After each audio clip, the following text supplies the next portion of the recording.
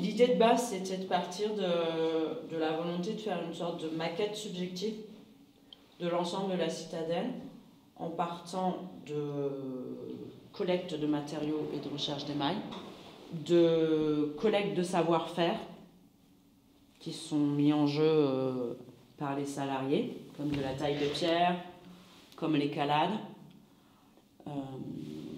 comme des mortiers aussi, de collecte de ce que j'appelle motifs, au sens pictural mais aussi au sens cultural, qui sont des textures, des motifs faits par les plantes, des motifs faits par les pierres, des motifs estampés. Donc ça, par exemple, c'est le résultat d'une collecte dans les prisons. On va avec notre petit pochon, on collecte des choses, on réduit en poudre.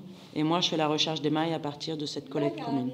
Il y a un escalier un peu étroit qui mène au souterrain, depuis l'aile sud.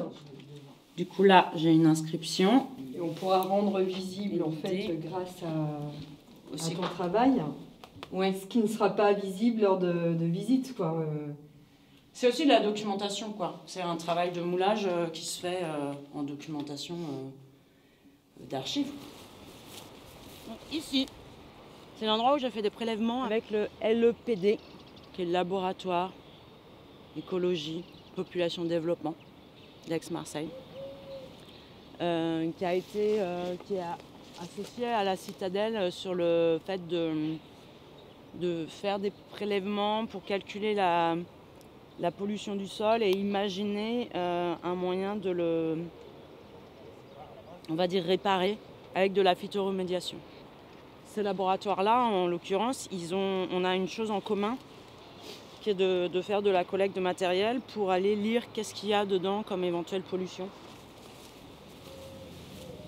Le jeu que je fais avec ce travail-là, c'est que je fais les mêmes démarches que quelqu'un qui va analyser scientifiquement, sauf que je me fie à ce qui va se passer plutôt au niveau alchimique qu'au niveau scientifique.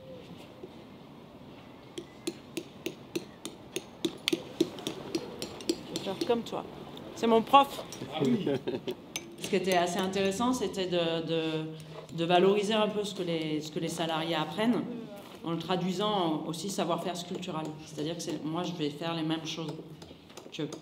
Et en fait, il y a des enjeux de coffrage, de coulage, de choisir des choses, de quelle forme tu vas chercher à l'intérieur de la matière ou quelle forme tu révèles, qui sont complètement les mêmes et qui en fait sont séparés juste parce que on le pense comme des métiers séparés, mais qui en fait, à la base, c'est de l'artisanat, c'est du savoir-faire, et en fait, c'est la même chose, quoi.